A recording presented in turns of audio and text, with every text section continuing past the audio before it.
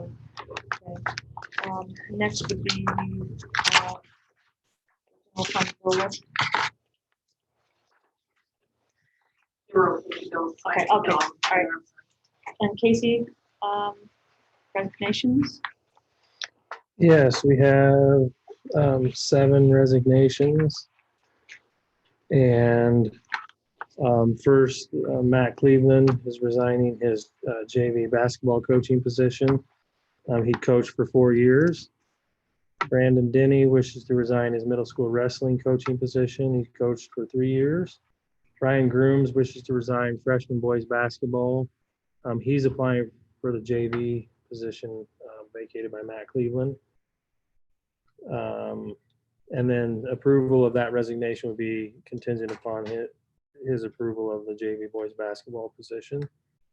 Jody Goodall would like to resign from middle school cheerleading sponsor position. Again, she's applying for another cheerleading position, so it'll be contingent on her approval for those, or for that. Tim Kramer wishes to resign head girls soccer coaching position. He coached for 5 years. Jessica Ott wishes to resign her middle school girls basketball, 8th grade girls basketball position. And Jan Robbs wishes to resign her food service position. She worked for the district for 1 year. I'll move to approve the consent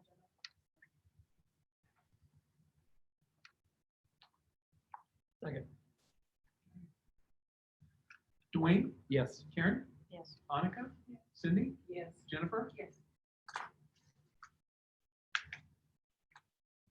Okay. Moving on, Wait, yes. is there any items that we need to talk about? Withdrawal, anything with the consent agenda? Taking away?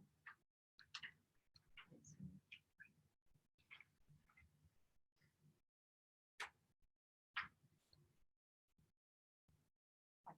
I take it we're going into public, there's no public forum, so no one was going to address the group. I didn't. Fire. We didn't have any requests, so. Okay. Donations? We had talked about a couple, but I don't think they didn't get on there. I think, so no, we don't have any for this month. I think Jen wanted to be recognized before we go into the personnel report. Thank you. I was looking at the personnel report and I was thinking of all the difficulties with COVID, with current and projected turnovers. I was thinking that we really might need to take a look at that student information specialist position. I know we had previous discussions on did we need a human resource position? Did we need transportation help there, or something to do with the transportation? I was thinking it would be a good idea to reevaluate that position and see if we can kind of do a mixture, or see what the district needs the best, or without having to add staff. See, I don't think we've ever evaluated the district office since I've been on the board, at least, and we're evaluating. We did special ed this past year, and I think it's time that we give a little attention to the district office and make sure that we're meeting the needs of the district to the best ability. With the COVID-19, some of the Yeah, just seeing the personnel report. I mean, the amount of people that are coming Yes. and going. We've kind of struggled on this whole position for the last 2 years. I mean, 2 years ago, we came up and we just, I don't know if we got this right yet. It's just, as we said, I think 2 years ago, we originally talked about it, but started the whole year before that, trying to craft it. And then it's like, I guess, Casey, the comments you've got on what, any further needs to combine things, or your thoughts with any of this, with that? Just not just that position, but just as far as where do we need to go? I would say that as I came into the district, these were the positions that we had. And so it's kind of been a process of just kind of learning what each person does. I think that there are probably some things that We know transportation, Jeff, with the fact he's got to drive as much as he does, we know that he needs more help than what he currently has. Well, he doesn't have any in terms of secretarial or running TransFinder, that kind of thing. So we know that's a big issue, but then, yeah, it is something that I guess I'd need to, talk with the staff a little bit about in the office, and just as was mentioned, I would say probably need to evaluate what we have, where our needs are, and then look and see what things maybe need to be put together. We know we need somebody to help with or to run registration and to do some of those things, but that alone, there needs to be other things with it, and we have some other things with it. But I think I certainly can take a deeper look at that. I have just heard some positive feedback from other districts about them hiring human resource position. And I know we're not in the state of being able to hire someone full-time in that position, but I wouldn't be against even bringing in, if we need to bring in a firm or a consultant to help us iron that out and find out what's best and needed in the district. I don't know about everybody else, but I don't think we've ever done that since I've been Sure. Well, I know we've had discussions before about HR and what other districts are doing, and that it's been very positive, the feedback from the different districts about, how they've utilized this HR person and how it's actually really helped with recruitment and retainment of some good teachers. And so we do have an issue with that out here. And so it would be one way to address that as well. So Jen, are you saying something that to restructure with the way that with the staff and the resources we have already to somehow address that and maybe bring that in? Yeah, to look at the position and see if we can remap it so that we are better meeting the needs of the district and make sure that, because financially I don't know if we can afford adding additional, especially with a lot of the unknowns going forward with funding and stuff. That can we restructure it so we don't need that extra person, that we can just deal with what we have and I see what you're saying. move job around people. We talked about this too, about job sharing and job sharing and cross training. I know that was one thing we talked about before, that there is this kind of, you're in a little cave and this person doesn't know what this person does, and in the staff positions there in the district office, it would be nice to have some kind of cross training so that if one person leaves, they're not taking all the knowledge with them. Right. And that if one person's sick, and so this might be a good time to really look into that as well, and to incorporate some of that cross training along with some of the ideas with who we have already too. So that model is the future. That's what we're training our students to do. oh yeah, Is cross-train and be a cohesive unit instead of this is my little corner of the world. just to be more efficient with your resources. Right. And I think that's something, maybe we could look into that as well, possibly. Would you be comfortable doing that, Casey, with administration? Yeah, I think so. I definitely would take that on. Yep. So are you comfortable as far as, I don't know when we can get this thing restructured, reorganized or whatever, but as far as with registrations coming, is this going to damper that, making a change as it's late? But Well, I wouldn't be able, I don't think we could, I don't know how long it would take, but we'll have to make a plan for having somebody, help us with that, with registration. I mean, obviously Mary's involved in registration, Diane's been involved in registration. But we'll have to look and see what we would need in terms of help there, and see how we would go about meeting that in a temporary manner if need be. A motion? Can we just take that position off the personnel right now and then revisit that once you do some? Yep. Gary, we don't need a motion for that, do we? Well, I'm guessing what you can do is approve the positions with the exception of Okay. when you get to that point. Okay. Thanks, Jen. That was a really valuable input. Thank you. Thanks, everybody. So you want me to Yeah. go through the rest, Yes. through the personnel? So we do have quite a few hires on here, so I'll, in some cases, give the abbreviated version, but Oh, no. Don't worry. Kidding. Jerry Raymond is recommending Kelly Borchers for a mentor teacher leadership position. Sue Ruck is recommending Billy Holloway for a 6 3/4 hour special ed teacher associate position at the preschool. If approved, she would receive $11.80 for her wage. Randy Beeson is recommending Brian Grooms for JV boys basketball coach position. And as you heard in the resignations, he's been our freshman coach this year. And that salary would be $32.26. Randy Beeson is recommending Jody Goodall for high school basketball and football cheerleading sponsor position. She would receive $1,500 for each position if approved. Jerry Raymond is recommending Caitlin Kaufman for the middle school student senate sponsor position. She would receive $481. Gary Bankston is recommending Leanne Cook for the accounts payable coordinator position currently open due to the retirement of Diane Renicky. You can see Leanne had been employed at Windstar and also in the past at Holly Insurance and Vale.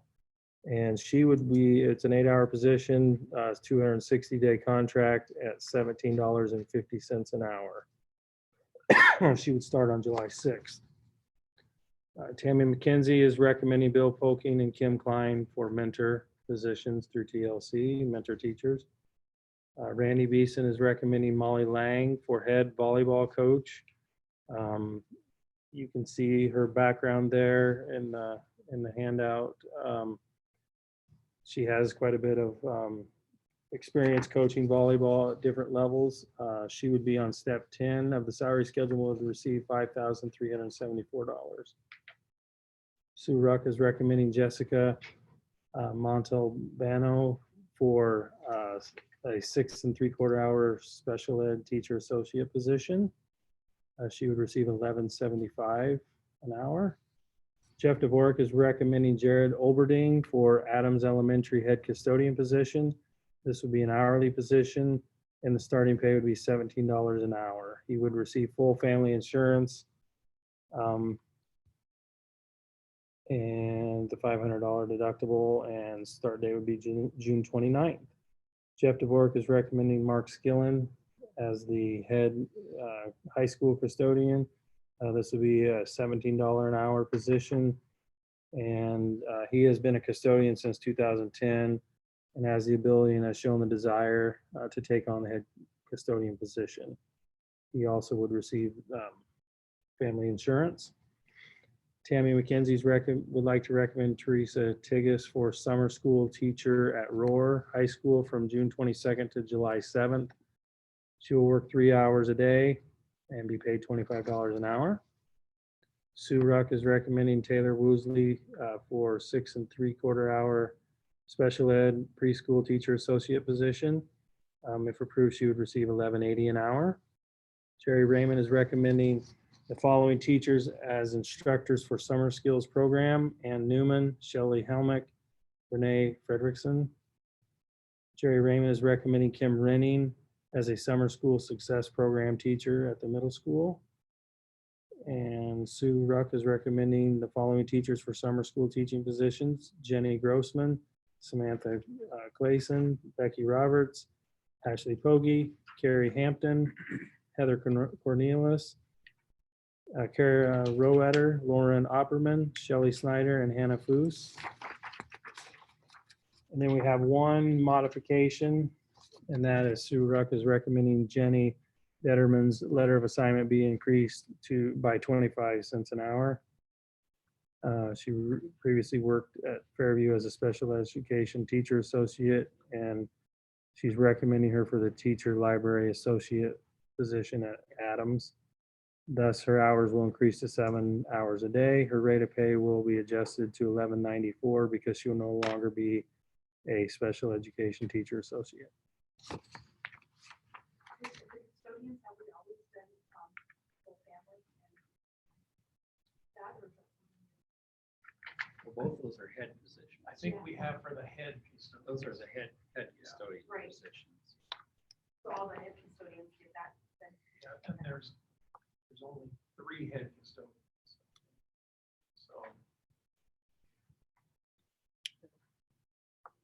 Who would like to tackle this motion? Well, I'll move that we approve the recommendations with the exception of the student information specialist position.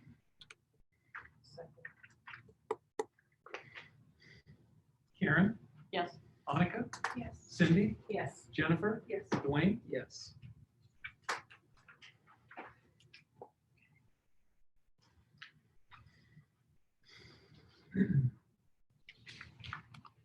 Next on the agenda is the superintendent contract, which we're working on, and we'll meet back on the Friday, the 26th, to complete the contract and present it. So, What we have, what time is it? that's a great question. I think it's noon. Noon. Noon. Noon. Oh, that works perfectly. All right. It'll be a short meeting. Perfect. Non-bargaining package correction. This one's mine. Out of all the years I've done this, it's the first time this has happened, but we calculate what that package is going to be for those various groups of people. And we ask you for a percentage and then a pool of money. Well, everything was going along good until I started working on the food service program, and I knew right away something wasn't quite right. Well, when I calculated the package, I had it pulling the IPERS amount from a cell over here in my worksheet. Unfortunately, I moved the number and it was calculating from an empty cell. So what we need to do is increase the package amount by $493, which is the increase of IPERS on their increase in salary, if that makes sense. The package itself still stays at 2.76, but I didn't notice that, and right away I knew that was wrong. So I guess the motion would simply be to increase the total dollars available for non-bargaining from 88,669 to 89,162. I'll move that we adjust the non-bargaining package from a total cost of $88,669 to $89,162. It's an increase of $493. It is the same package rate at 2.76. Second. Annika, Yes. Cindy, Yes. Jennifer, Yes. Dwayne, Yes. Karen. Yes. Okay, moving on to the administrative report. So my turn. So well, about everything that I have to share tonight is about our return to learn work that we've been doing. And today I did put a link on the agenda if you have your computer that you can see kind of a draft of what we've been working on. And if you looked at that, hopefully you saw there's quite a bit in there. So I'm not going to go through that whole thing, but I wanted to talk about some of the big chunks of the work, especially those that are going to be potential for big changes. Okay. So I do want to also start out and remind you that we have to submit a plan by July 1st. And really what that is, that doesn't mean that our plan is finalized and when you submit it, you're locked into anything. What most schools are doing on July 1st is they're submitting what they have, knowing that between July 1st and whenever they're starting school, there could be changes. So I think it's important to know that. And also, I think it's important to know that there are things that you may hear me say tonight, or you may have heard us say, or you will hear us say, we're waiting for guidance. As we've moved along in this COVID-19 with this situation, guidance is become, and things have started to open up. So the guidance is becoming, I feel like it's not as available maybe as it was early on. And I have a strong feeling that will continue to be the case. So school districts and working with their county public health department will probably be left to make a lot of decisions. As we've approached this, what we've done is we have split up into, we have about 7 different committees. 6 of those have been meeting weekly, and one of them is just, it's the data committee, and there hasn't been a lot of work for them to do yet. And then you see in that document the things that we filled in there. So some of the things that I wanted to talk to you about are what we're doing is we are preparing for 3 different situations. One is we're back in school and everybody's here all the time, every day. And ideally it would be with no restrictions, okay? And then we have to think about, okay, what if there are restrictions, and see if we can still be in school that day, with everybody here. We're also preparing for a situation where we don't have anybody in school, and to deliver required learning to students. And so the things that we need to be prepared for there are, we know that we're going to need to purchase some more computers. We feel good about using Google Classroom as our main platform. So at this point, we're not looking at making any other purchase there. We'll still have some details to work out in terms of packets. This year we sent out packets, especially to the younger students, and but we didn't ask to have those returned. So that'll be a piece we have to figure out, because in required learning, you've got to be, if you're asking students to do the work, you got to grade it and give feedback and those kind of things. So we'll be prepared for that. And then the third model is what is called a hybrid model. And it depends on the situation, but that could be, a hybrid model might be some kids in, some kids not in. And that could be maybe there's an outbreak in one of the buildings, and we just need to close one building. So those students are out learning required online while the other buildings are in. That's a possibility. It also might look like what we've talked about is if the social distancing 6 foot apart is still in place, as we think about our school day, starting from the buses leaving in the morning and getting kids here, there's difficulties that come with that 6 feet of distance between people. So a possibility would be that we would have, we've looked at, okay, the alphabet, A through whatever, half the kids on one day and half the kids the next day.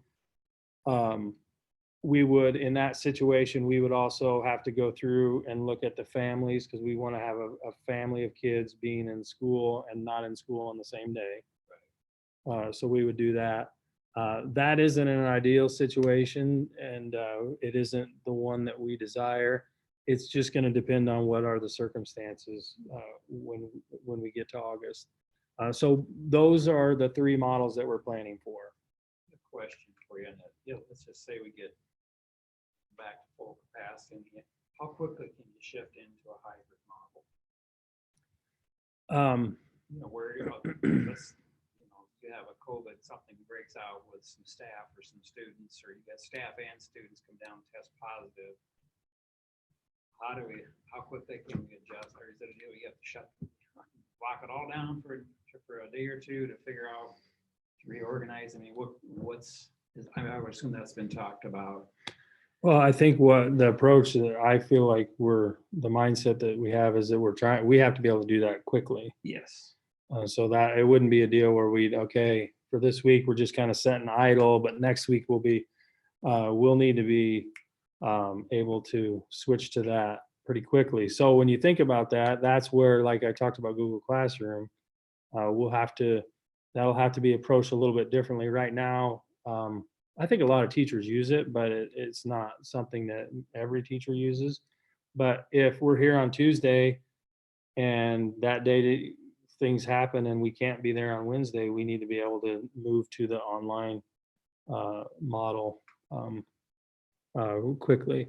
The hybrid, again, we would have a plan. So in my mind, we would be able to move to any of these plans pretty quickly. Are there any requirements having to put up? I know like you go to the grocery stores, checkouts of plexiglass, to where there's anything like that that's gonna need to be done, like for the desk or students come up for, where there's try to limit that type of contact. There's no requirements for that. That's certainly something that we would, that's been brought up. It's not anything we've spent much time Or on. at least in maybe some high contact areas. I don't know. I've seen lunch tables being done that way, but we haven't, again, that hasn't been something that we've looked at very seriously. We talked about the other things that you probably are familiar with, masks and Yeah. for staff and students and gloves and those kind of things. And cleaning products and those kind of things. We haven't spent a lot of time with on the plexiglass issue. There again, when you think about, you have to determine to what degree you want to go to. It might be simpler than to not have everybody here in a given day than to try to figure out how to get those on every desk. But again, we'll kind of keep that in mind. Some other things that have come up, big things that I think need to be talked about are in the Health and Safety Committee. There's lots of things about. Well, there's a recommendation if you look in some of the CDC guidance that schools have one nurse per building, and I think it might even go to the extent of per so many students, which we're short of that. And our committee, if you think about the possibility anyway of how, like right now for baseball and softball, we take temperatures before every practice, before every game.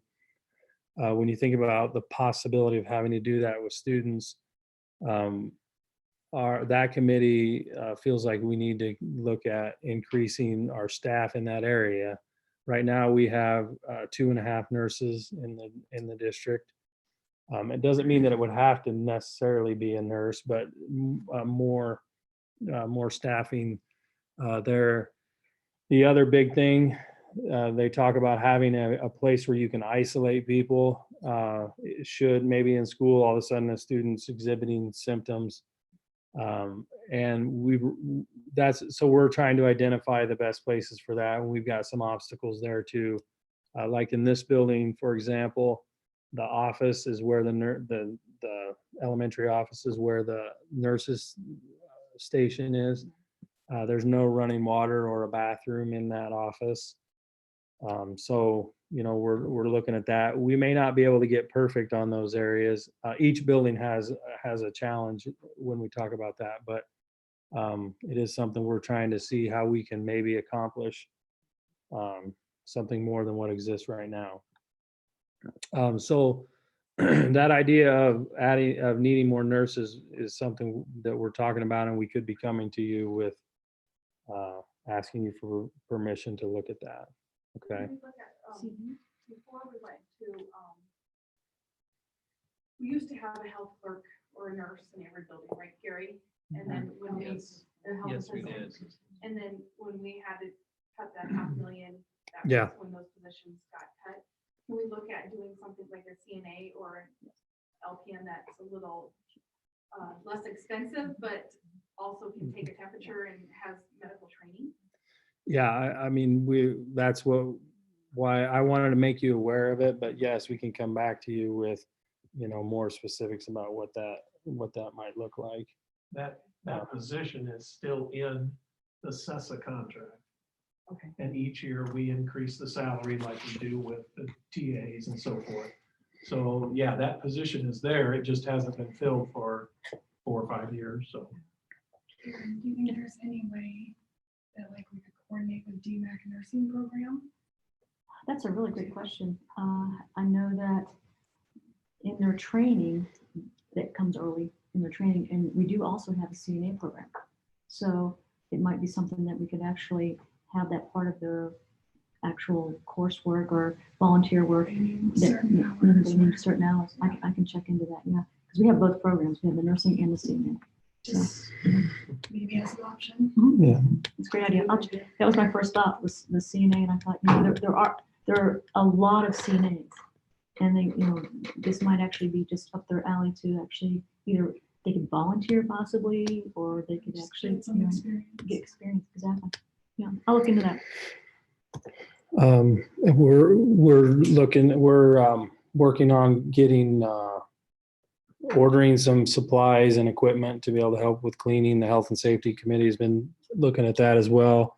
There's a electrostatic cleaner that you can spray, and it just like on this table, it would wrap around and at the bottom as well. And so I think today they were looking at ordering 6 of the handheld ones. Some of the stuff we're finding, there's a backpack that does this. It would be really handy. They're kind of expensive, but we're finding you can't get them very fast. So we're running into a little bit of that. So all that stuff, our approach on mask will be that it's something that we'll ask families to provide their child. We feel it's a personal item. We'll also have masks here that in the case that somebody doesn't have one for our staff. We'll ask staff to do the same thing, but we'll have them available in the situation where somebody doesn't have one. Is it recommended that they have to have a mask? Right. Because I know that there's several parents that are approached me upset about not wanting to wear masks. Yeah. And so they've wanted to come in. I think they're going to plan on coming to the 26th board meeting. Yeah. But I think it's important that we, I noticed that like in Arizona, they had a survey that they had sent out to parents, asking some questions, getting some parent feedback before we Yeah.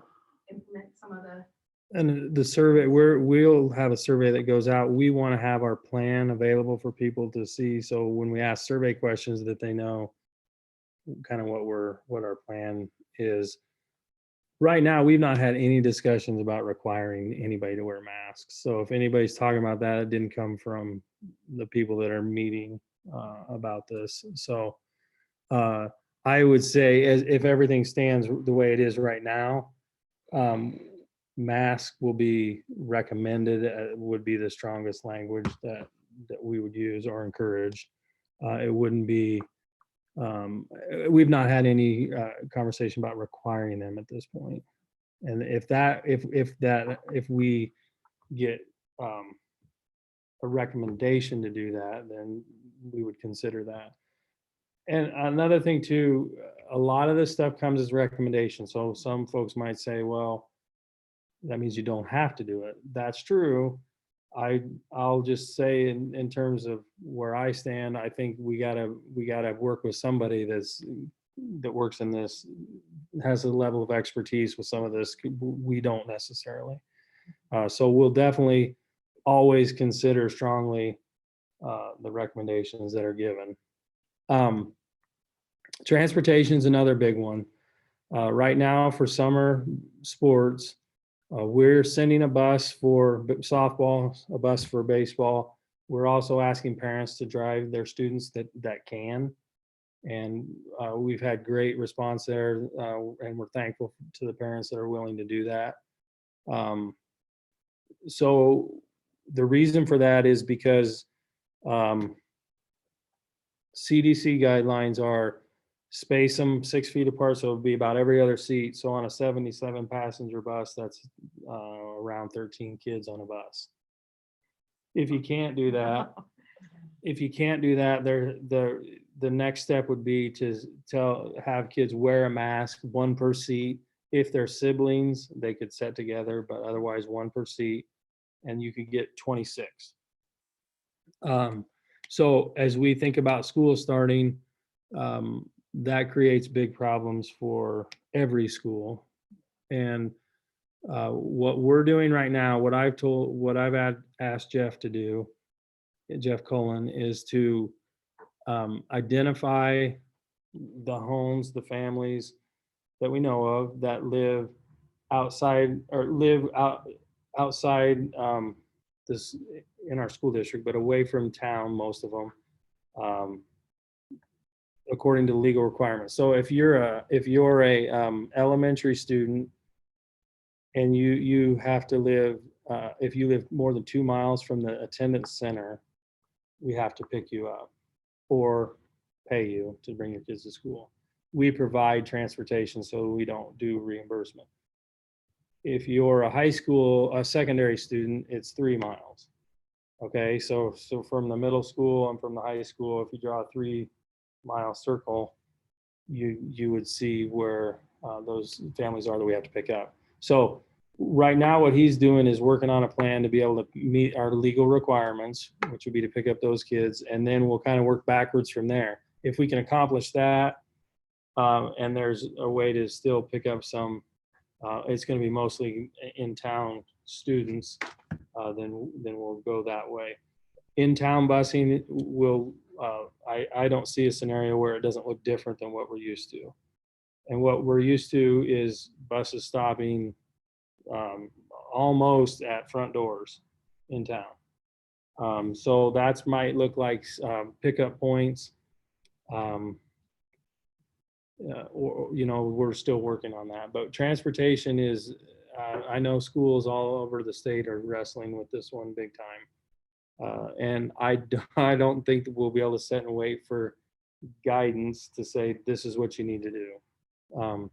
So I think it's important that, as you're talking to folks, that you make sure that you understand the situation and be able to explain to them the challenges that we see coming. Now, if the 6-foot distance thing doesn't apply come August, then we should be good. But as of right now, that's where that stands. Is middle school, so elementary is 2 miles, high school is 2 miles, is middle school going to high school? I think it's secondary, and I think it is. I think it could be a situation where like 5th and 6th are the elementary still. Yeah. Do you think that Governor Reynolds might be looking at kind of making an executive order to alleviate some of this, we have to do this kind of thing? I think that it'll be dependent on what's going on. I think she's probably going to try to avoid having to not making any sort of political statement. I'm just guessing that she's probably going to, if at all possible, not give any more executive orders or proclamations after things are opened up. But I mean, I saw another country that had to close their schools down because of a reoccurrence of the virus. So, a lot of it is we don't know. And it's possible if it got really bad that she would have to again. I think her hope is that schools, that things can be done regionally or by district. So like if there's regions or counties that there's a big outbreak, that it wouldn't affect maybe a county where there's no cases. So as a superintendent, my concern is that becomes just like making a decision about a snow day. So I'm picking up the phone and calling Denison to see what they're doing, and calling Glidden and Coon Rapids, that kind of thing. So I hope it doesn't get to that point, but we'll just have to see. The last thing I wanted to point out in terms of our plan, almost all the committees, one of the things that they've come back with is that they see a need for additional professional development days before school starts. And so we're looking at how we might go about paying for some additional days. with some of the different pots of money that we have available. Some CARES funds possibly, possibly some teacher quality money, possibly some Title IIA money, those kind of things. So we're having some meetings here coming up. And on the 26th, there could be something about that on our agenda. Okay.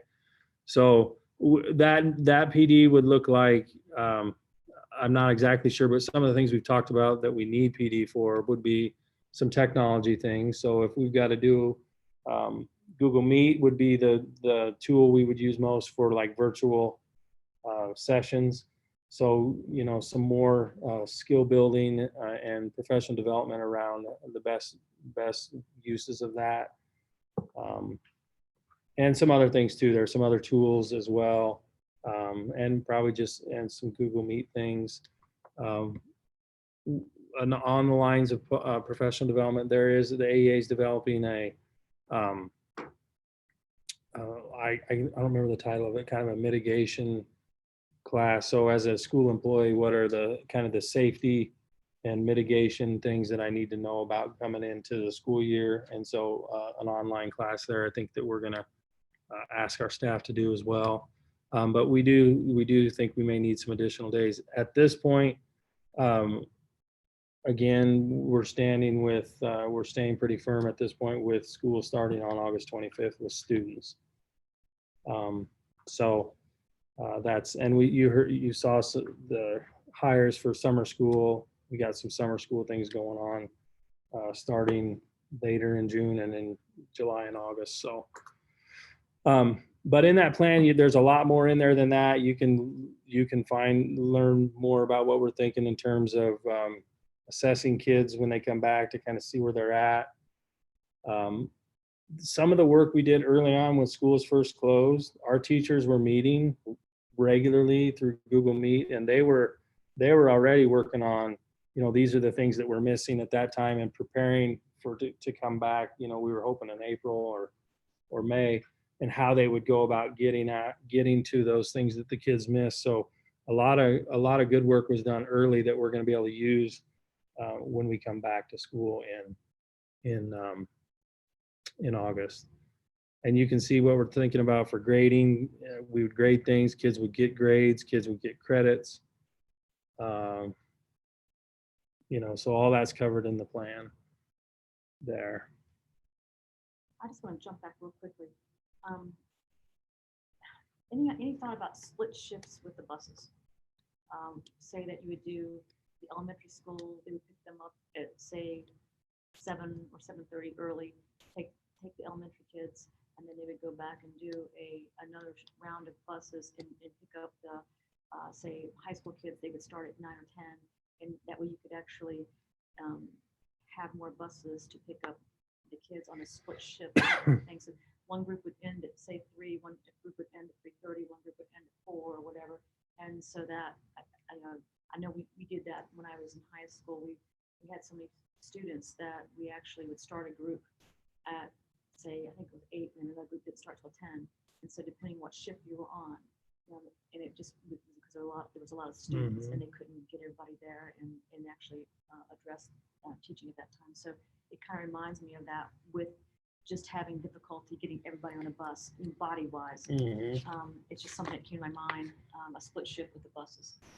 I don't know any of the All details. your buildings are in different times and Yeah. classes. Yes, yeah. And so you'd be able to, you wouldn't be so, on such a tight schedule, and you would actually be able to address this group and then address that group. And That's what that more addresses only city yeah, kids. Rural kids, once the buses are in the country, they're in. right. We have, it wouldn't be exactly what you're talking about, but even if we're in, you also know that we have 5 bus drivers that retired right now. I know Jeff's had a couple people come talk to him, but right now we didn't have any hires today. So we knew we were going to need to look at our busing anyway. But so we had talked about, it could be in the town of Carroll. Again, we wouldn't be able to stop at everybody's house, but having pickup points and having an early and a late Okay. You know, where you got kids to school and then come back and pick up those stops again. It's not exactly what you're talking about, but I made a note here. Just a thought. Yeah. Other questions about anything that, you know, anybody's asked you about, or something I didn't cover that you wanted to ask? I guess one of the bigger question for me would be is whether we have to make these, whichever plan we start off on, if we start off working, because right now it looks like we can start maybe full back to school, and if that change comes, it's going to come at the directive of the Department of Ed, or basically it's going to come from outside the district, making us move in that direction. Well, Has that been kind of? I'll tell you that the superintendents in our AEA are advocating for at least some help us, whether it's a matrix or something, help us with how we decide if we should be in a hybrid model or online. Give us something that we should use other than, like I said, picking up the phone and saying, hey, are you guys all in or not? I'm Parameters, kind of struggling with how Yes. you make that decision. Yes. And even this, in a situation where in one of the bigger cities, they do have, a school has an outbreak and we don't, you know, I don't want us to have to shut our school down. Right. You know, that's not right. And we'll be in communication with public health, but again, I'm not gonna be able to pick up the phone and say, hey, do you think we ought to be in a hybrid model this Right. week? Or that's not what they give in terms of guidance. It would be more about, you know, here's the number of cases. Like this summer, it'll be if we would have cases break out in our baseball team or softball team, they're probably going to recommend whether or not we continue to play. That happens with Yeah. Yep. So I see it being kind of the same when school starts. So if we would have, I don't know the number, but let's say we had a half a dozen kids here in this building out with, and they tested positive, they may be saying, you know, you need to go to, and everybody's here. Maybe then they're saying, here are the things you need to do. Well, that tells us the only way we can do it is in a hybrid model. So I know, right. All of us are sitting here thinking, okay, how do we know what August for us 25th looks like in terms of, and I'm fearful that we're going to set thinking guidance is going to come and it's not going to come. So we're hoping that they at least give us some, you know, some things to go through. And if you have to answer yes to those things, it indicates you probably are okay. If you have a lot of no's, it's like you need to be out or in a hybrid, you know, that kind of thing is what I'm hoping to see. Like a checklist. Yeah. Do you foresee that some parents are just not going to send their children to school? They're just fearful, and would they then be popped into homeschooling families, or? That is something that I think we'll ask that question when we send our survey out. I know some schools, again, I heard this in an AA superintendent meeting, they're planning on 20% of their families saying, I don't feel like it's safe for my kids to be in school. So then, you know, we would have, if they elect to participate in online learning, then they would still be a student of our district and that kind of thing. They could elect to do homeschool as well, homeschool, dual enroll, any of those would be options. Online academies, I think they extended the open enrollment If they were deadline. closed in March. Yeah. So can we have since it's already prepared, can we have an online version for kids that have underlying health issues? And the parents don't feel confident sending their kids to school so that we can retain them as students and supply that education to them? Yeah, school can do that, and I'm hopeful that, because we've got some students that it's likely parents everybody would be in agreement that it's not in their best interest to be in school. So as we go forward, and someday we're not talking about COVID-19, this is gonna, I know we're all looking forward to that. The work that we're doing right now is going to, I believe, will change schools across the state. And I think snow days, some things have to happen at the legislative level in Iowa code, but I think snow days would be more of a, okay, we know the storm's coming, so we're gonna be online tomorrow. And yeah, Yeah, the electricity doesn't go away anymore. like it used Yeah. to. so, yeah, well, that, which you bring up, so another thing that, internet service, I talked about computers. We are also looking into having some hotspots available.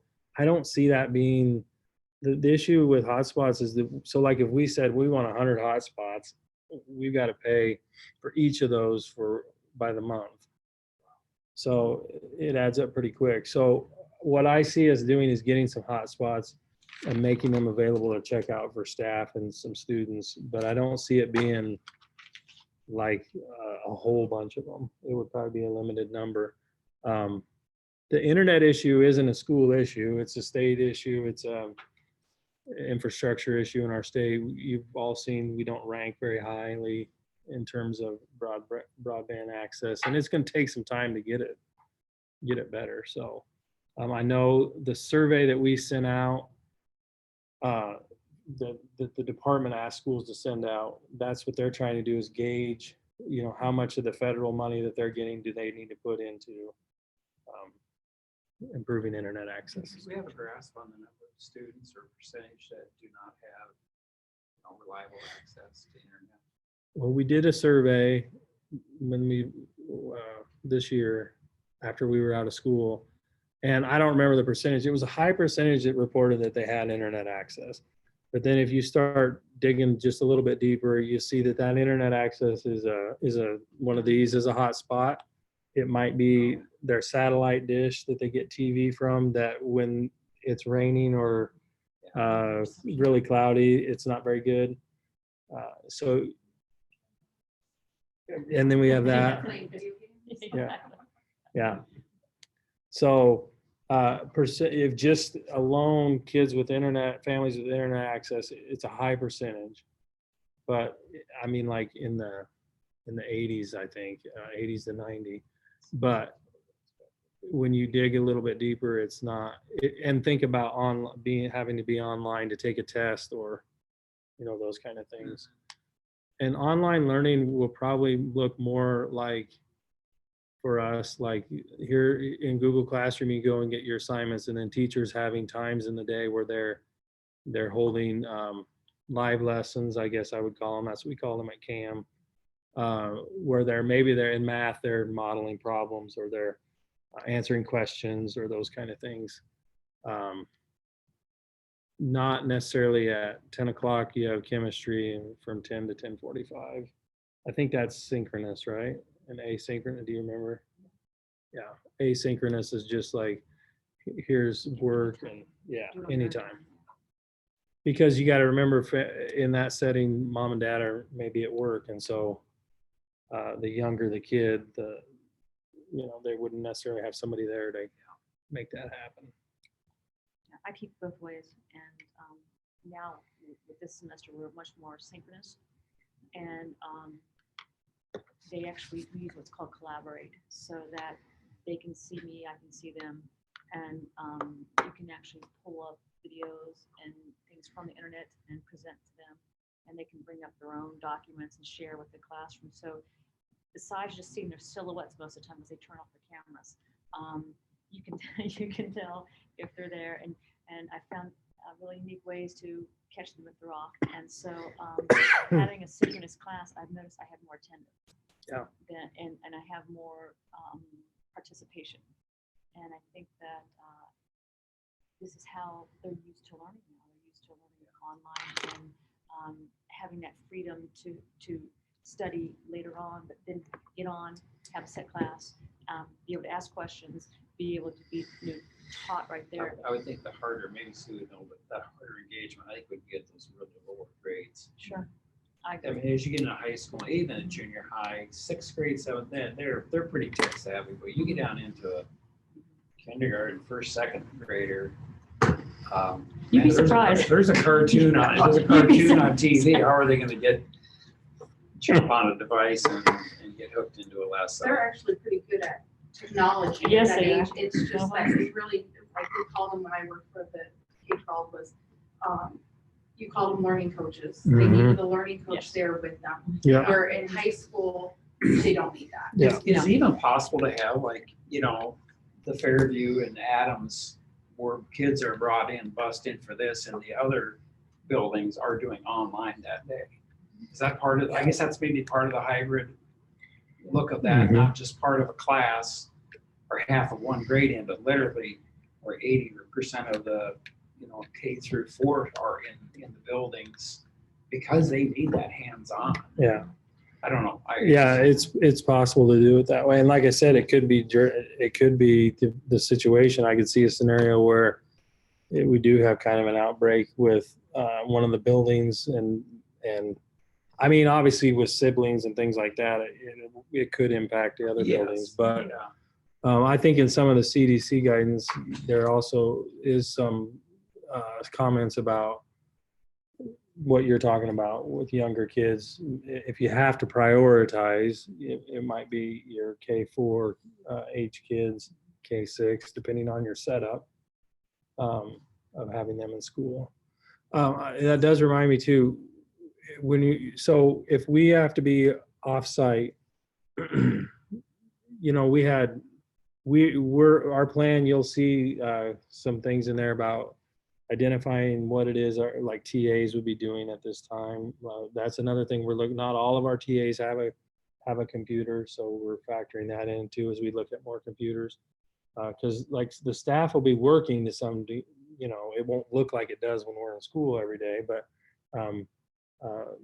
TAs can be very, they do really, really important work in the district, and we need them if we're online required next year too. So Have we reached out to the area daycare providers? A lot of them have an AA degree comparable to a TA or do have a teaching degree, and are we in partnership at all with them, at least to catch these younger kids? well, I've talked with and I told Nikki Carroll area, and I need to get back with her and kind of let her know kind of what we're thinking, because she's what we do has an impact on them, obviously, and there would be others too. We haven't had those kind of conversations, no. Just know that if they don't get the first few years, they get. Yeah, it's important. So anyway, Thanks. that's where we're at. Thank you. You bet. Excellent. Well laid out for the week. Handbook revisions. We have quite a few of those. Yeah, A through G are just links in your online links to the handbooks. I think in the past, if there were big changes, those would have been on a separate sheet. There aren't a lot of, there are not any big changes. It's more updating just people and Right. yeah, years and stuff like that. A lot of those changes were in bold. Yeah. Through those that were underlined. Yeah. I have a couple things, in case that I wrote down just as I Sure. read through all of them. For the CMS, the student handbook, on page 2, the dear student is over in the middle. That's just. Oh, okay. Me with my Disney. Sure. But, and then, under number 6, it had, under the attendance, students must attend a half day to participate in extracurricular practice or events. And I know this is new for the middle school, but it's been in place for the high school for years. My concern is with COVID now, is that something that we want to encourage? If you're sick for a half a day, do we want them coming to school to play basketball? Right. Good. Great point. The principals did talk to me about, especially I know Tammy did, about should they write language in the handbook about COVID-19. I told her not to, but you're exactly right. If you're exhibiting symptoms of COVID, we don't want you And in. it's not even just COVID, it's just being Yeah, just sick. being sick. Yeah, strep- like, whatever. I know Yes. that one of our Yes. family friends had a daughter that had 102 temperature, pumped her through ibuprofen. Yeah. She could play basketball that day. You know, sick for school, too sick to play. Yeah. No, that's a great point, and that's how we're approaching summer sports. Is if you're sick, we don't want you there. Yeah. So I don't know what the, I don't know how you word it, but yeah, and we don't want to be micro. well, Too, but, And I think that has been elevated a lot. yeah. I wonder, my comment to her was that right now with the situation that we have with, and again, back to what I said earlier, when we're not talking about COVID-19, that might be something that sticks around in terms of, if you're sick, we need you. Because there's a lot of times where kids and coaches and everything else, they stay home for a half day, but come back so they can be in the game. And they feel they're letting their team down. yep. And it's a mindset. I don't remember. Some of those kids too are in the recovery phase, and they just kind of like, and it's just kind of a gray area. It gets abused, but I know they Did you have some see it? kids that I didn't extra, see anything. a little bit of rest and whatever, they do feel a lot better by noon. And they're ready to go to. Jen, did you notice anything within the coach's handbook? I didn't see anything The about coach, it. it said the same thing in the It coach's did. handbook. Yeah, because I had it noted that Uh-huh. half day be, you have to be at school half day to be able to play. Okay. Maybe what we do, my thought was that our situation now would trump the language we have there, but we might need to talk about that a little bit more. And if we would need to make some changes, we could bring that back. But know that our practice will be right now until until we get guidance. Otherwise, the practice will be that's going to be everything from sending kids home to whether they come to school. Is we can't have you here if you're sick. So I think we're okay if you feel, and like I said, we can talk more about that and bring back those sections if we need to. I don't But- even know how often, like, Yeah. maybe it's even once a year, I don't Yeah. know. It probably gets used more than at the high school than we might think. Maybe we could leave it up to the coaches to make decisions too, to say, oh, you were sick earlier, then I don't want you playing tonight. Maybe they could have the authority to say yes or no, they could play. And, if they weren't in school, maybe they would not feel particularly comfortable with playing. Or if we have like a nurse or a Mhm. CNA, Yeah. it's Right. like maybe they have to check in with Right. them. Yeah. To get it okay. Right, and report to the coach or whatever, Yeah. we could put some kind of You're steps like concerned that. about them coming to school still sick. Exactly, and then Yeah. spreading it with, Right. Yeah. because they don't want to let the team down, they Right. want to Right. play, which it's going to be hard to change. I know now that- It will be. But it's going to be hard to change. I know as a teacher, it was easier for me to go to school sick than to plan for a sub. And that's going to be a hard Mhm. thing to The change. mindset, the mindset to Yeah. change, yeah. Yeah.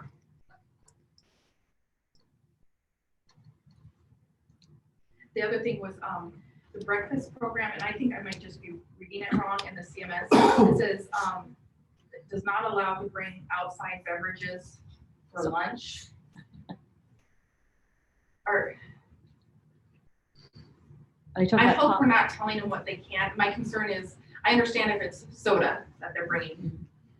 But for instance, I encourage my kids to drink water, and if they bring a sealed, water bottle for lunch, or if they are packing a lunch and they bring a Capri Sun, I hope that's not taken away from them.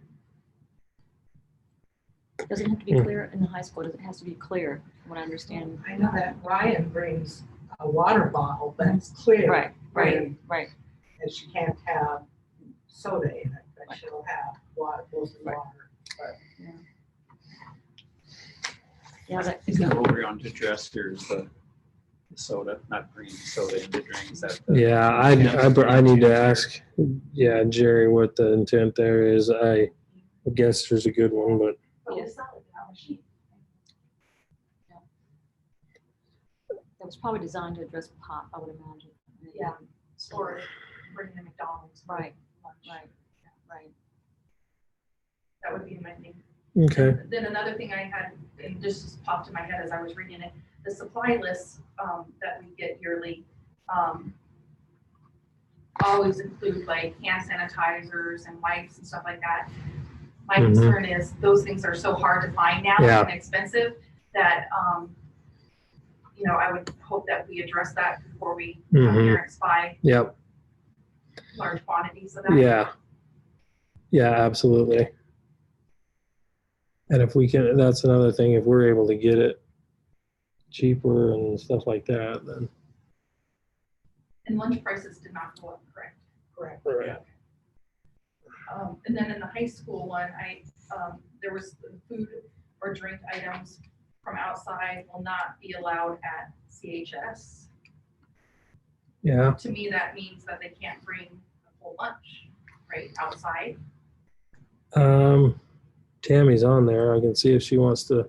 Yes, speak so to that, it. the intent for that guideline is so that students aren't bringing, we have such an influx of in and out throughout the day from students coming from different buildings. We allow clear water bottles. We also allow students to bring their own lunch. Jerry's on too. I'll get him. So that could be clarified, although our kids have a very good understanding of that guideline. Now that said, you know, we may need to make certain we're writing that for all different audiences. For example, for parents, so parents understand and don't think that their student can't bring their lunch. So, so yes, I appreciate all of your comments on here. They're very helpful. And if we need to clarify that, and like Dr. Berlaw said, as more guidance comes out from the Department of Education, we had a webinar today that there is still some guidance coming out. We'll be able to perhaps bring back to you some specific to COVID-19 and the different learning platforms, some more guidance in regard to those. That said, most of the guidelines in a handbook are pertinent to distance, hybrid, or face-to-face. So it's figuring out how to write those so they're not so locked in to one or the other. Good point. And then the only other thing I saw was under the sexual harassment contact person, I just saw that Sue's name was written. Not that we want to write you out of history already, Sue, but. I think that should be Crystal. Is that? Did it used to be Diane? Crystal was where everything that Diane had, the Tanny, now Crystal is, but we can look at that, Tammy. Right, Crystal was the affirmative, or is the affirmative action. Okay. And I believe you have on the board agenda to reassign somebody for the Level 2. Yes, level 2. Yeah.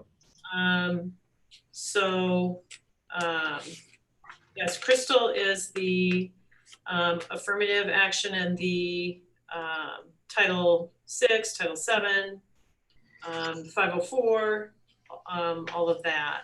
Okay. So Mr. Leslie is here right now, and he's also aware of the changes in the student handbook where Sue's name was mentioned. Unless Sue would like to stay in that role. She's shaking her head no. So. So I see Jerry's on here too. Jerry, do you want to talk about the questions that were on the middle school handbook? Sure. We have no problems with water bottles that are brought into the lunchroom. Our middle school students, they will bring energy drinks, they will bring sodas, they will bring almost any kind of coffee type mixture with them. I mean, it's unbelievable. So, and that stuff gets spilled, it gets sticky. And I know the guidelines for the lunchroom don't allow those things. Gatorade is another big item. The big bottles, they'll bring those in too. And so that's why we have it in our handbook. But they've always been welcome to bring in any kind of water bottle. And that's in our handbook too. It doesn't have to be clear, Jared? It needs to be clear, I believe, yes. Okay. Okay, thanks, Thank you. Jerry.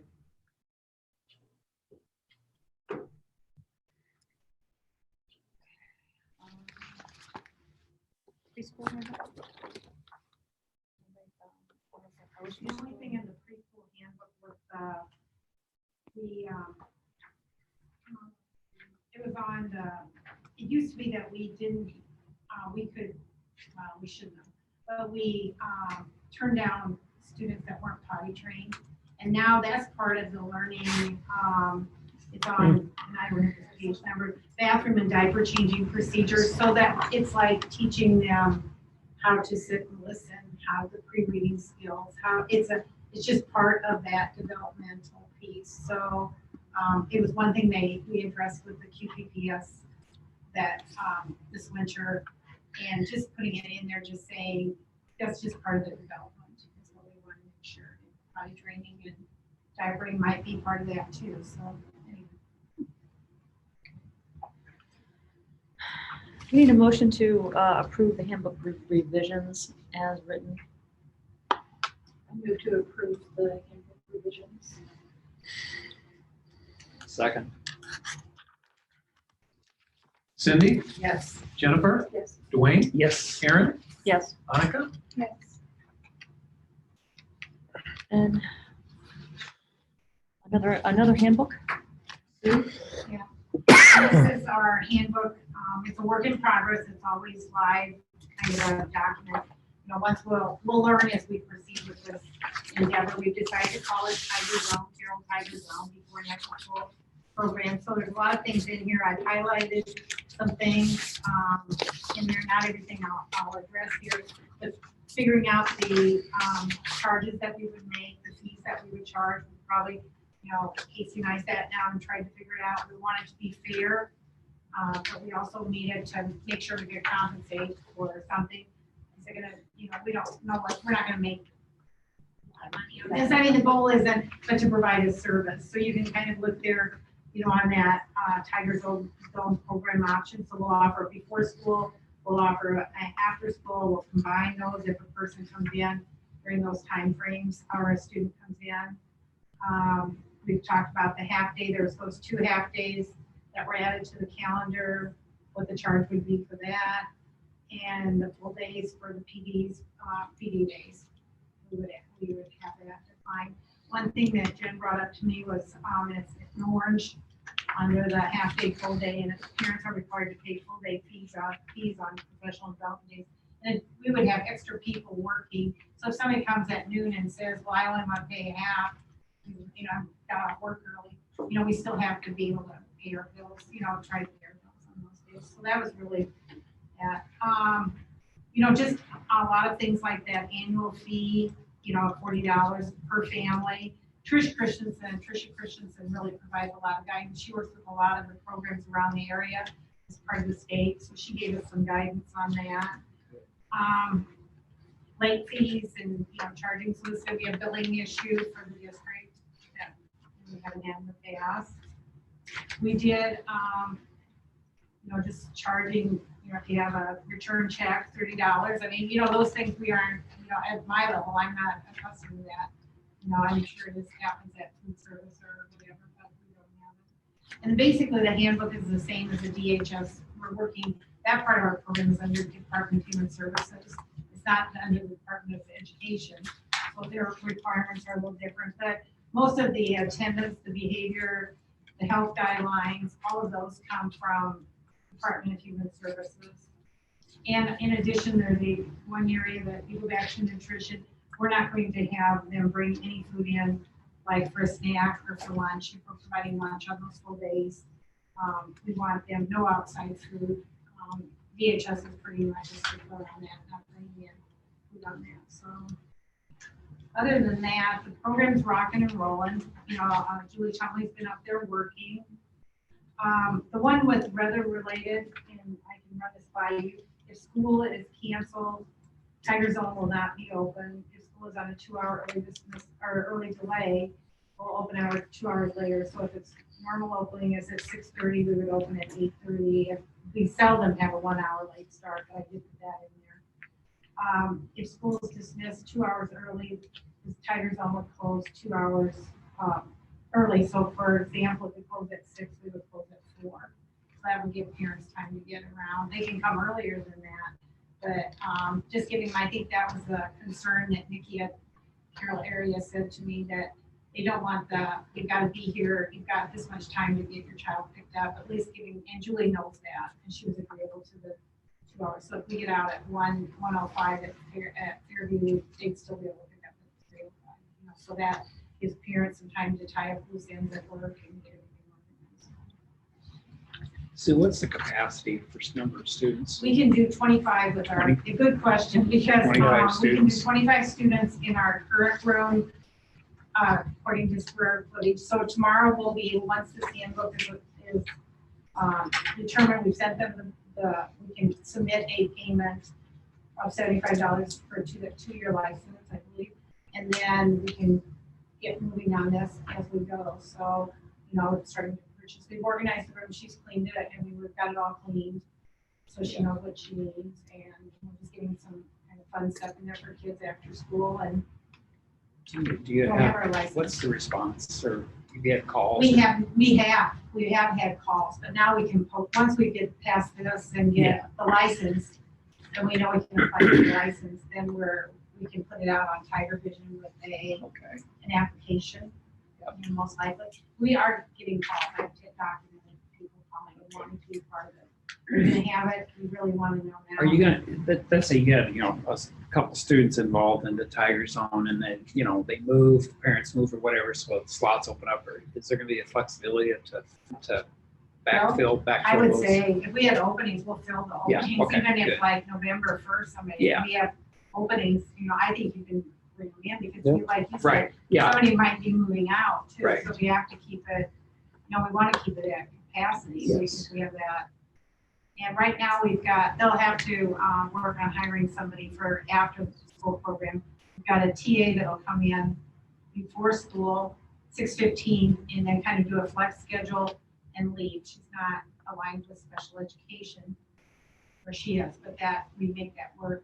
And then Julie will come in and do some TA work, and then do her job as director, so she can maintain the full, their full-time capacity. So, but I think on those days that perhaps when we do have full day, we can maybe get some high school kids to come in. Right now, our TA policy is high school graduate, so I'm not sure what that looks like. If we want somebody after school, we would almost have to come up with a different category maybe. I don't know. I know when Karen had talked to Mr. Mark Rennie, right? And he'd be willing to work With early childhood, Early childhood. it's actually Yeah. education oh, program. with some students. Yes, from for- DMAC. yes. Actually, he does UNI. He does UNI. He does the UNI program. Yeah. So he teaches for UNI. And keep in mind, our program is K through 4, because if we do preschool, we would have to reduce our class size, which would need more staff. And it's just different, that just great changes. Whether down the road we do, that kind of model, that would be wonderful. But remember, that's under a different umbrella than what we're doing right now. He basically was very receptive, and he said, just let him know, and he'd be willing to work with us. And with that, if you do that, you could do like a Monday, Wednesday, Friday, Tuesday, Thursday. I mean, you could do a match too for some of that. If you had just somebody, not necessarily that wanted, that isn't going to get the benefits, but would want the opportunity and be able to get that experience. Sure. Yeah. Can you have Julie or Mr. Rabbit contact him and Yeah, Mark Rennie. He does a lot of traveling in his, I don't know what he's doing now with COVID, but he did a lot of site visiting with a lot of the students. So he's not in town a lot, but he'd be the person, the go-to person, because his program used to be early childhood or elementary education. Now I think it's a little older, but he said it wouldn't really matter. Yeah. So I had just a couple questions. Sure. This had to do with life-threatening allergies.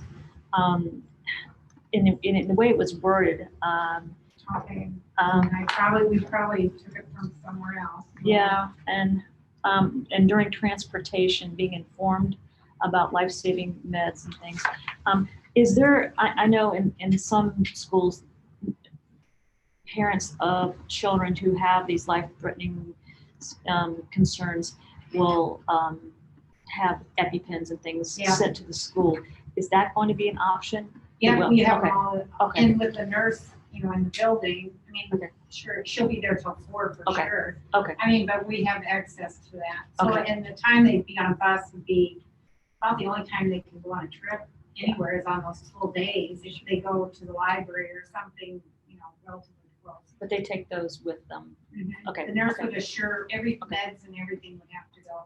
Yeah. So, the they way would I have to read have a med manager if they do a field trip. Just like our other one. Okay. Our field trips that we do during the day.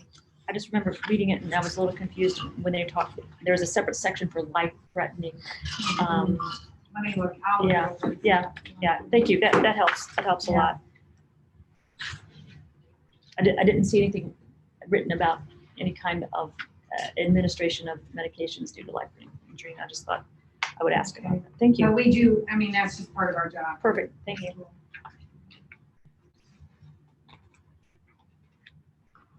I think it looks good, Sue. I do too. Excited to see it start up. Yeah.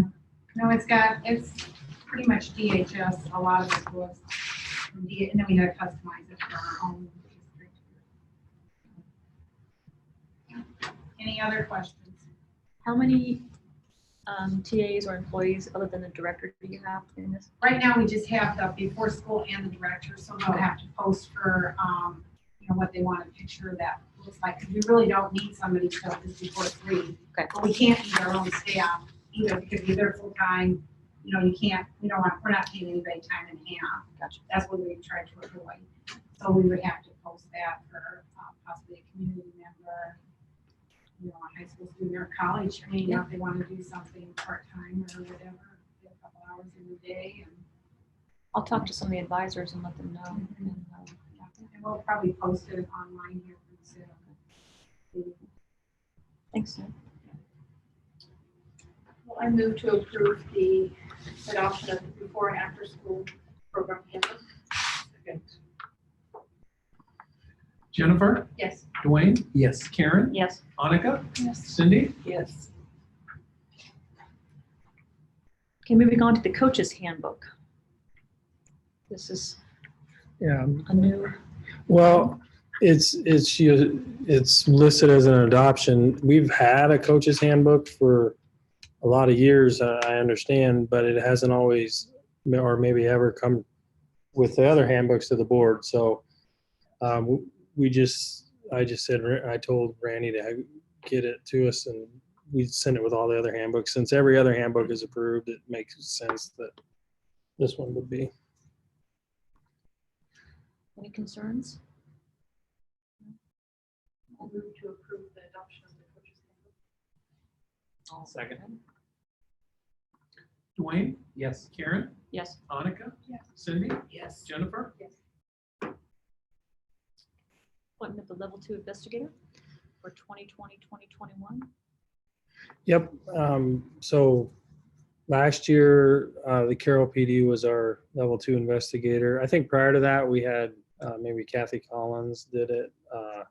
She retired, and so now Carroll PD does it. So if there's a case of a adult student, like a physical incident or something like that, there's a level 1 investigation that's done. If that's founded, it goes to level 2, and that would be then the PD would investigate.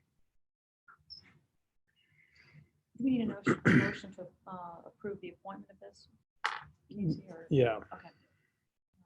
I make the motion that we appoint the Carroll Police Department as a level 2 investigator for the school year 2020 to 2021. Karen, Yes. Monica, Yes. Cindy, Yes. Jennifer, Yes. Dwayne, Yes. Okay. Special Education Service Delivery Plan. Yeah, we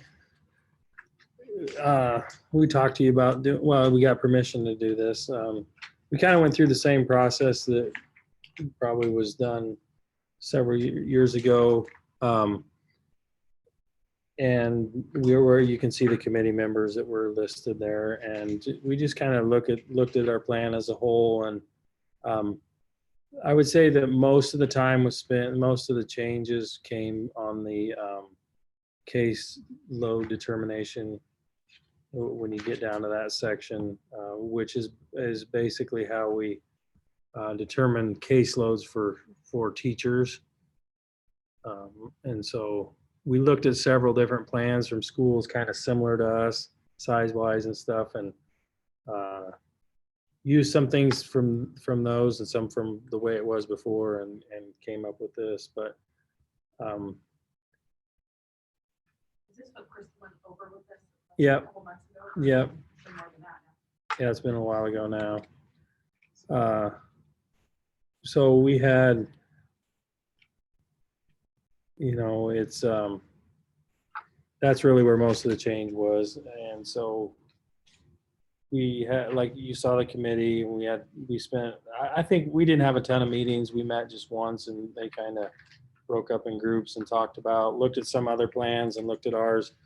We knew going in that probably the biggest thing that needed to be looked at was just the caseload, the caseload points. So what happens there, it doesn't mean that the caseload points are kind of tricky. So it doesn't mean that you may have a teacher that doesn't have very many students on her roster or his roster, but their points are high because based on, if you look at that. Saying you could be reversed too. You may have a teacher that has a lot of students, but the points aren't very high because they might just be, they might be level 1 goals or students with, a reading goal or something like that. But so you kind of got to look at each situation for what they are. But this kind of gives us some guidelines. It's important to have guidelines, and we'll do a caseload review yearly for sure, where we look at where our teachers are at and in terms of their caseload and make decisions based on that review.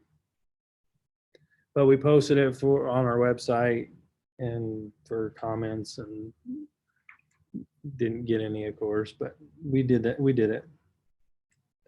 All those things that you used to have to do, you really don't have to do them anymore, but we went ahead and did it. Seems very thorough.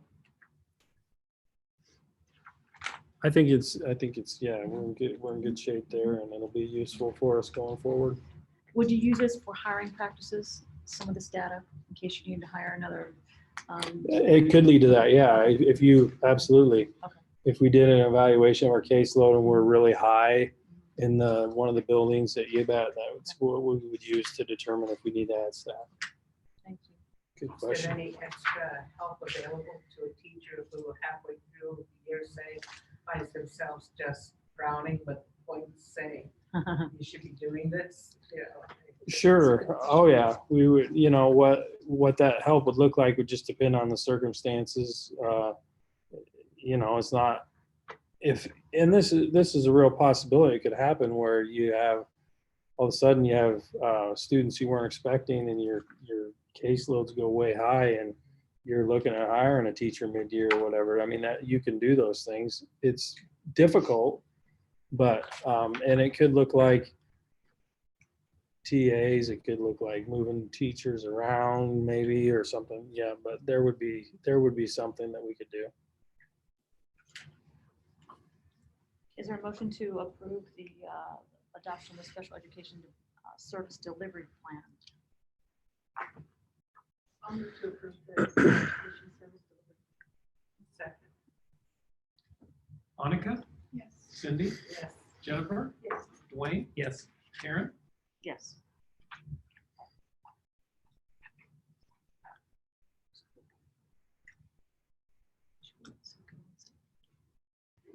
not even yet, is she?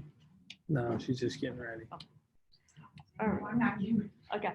The I preschool. didn't was gonna listen to this one. No. The preschool calendar, 2020, 2021.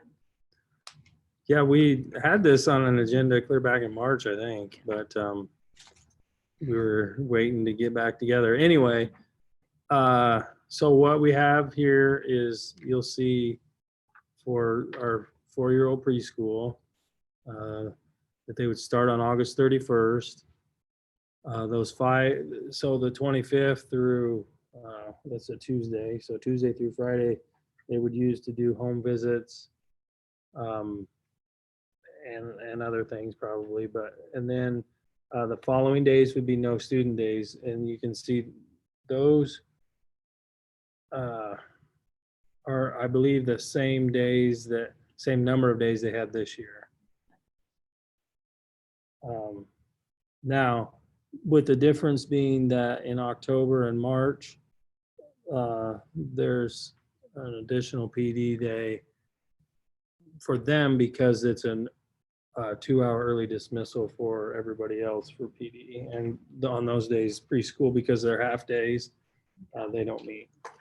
So how many more additional PD days would this plan with the preschool have compared to the K-12 teachers?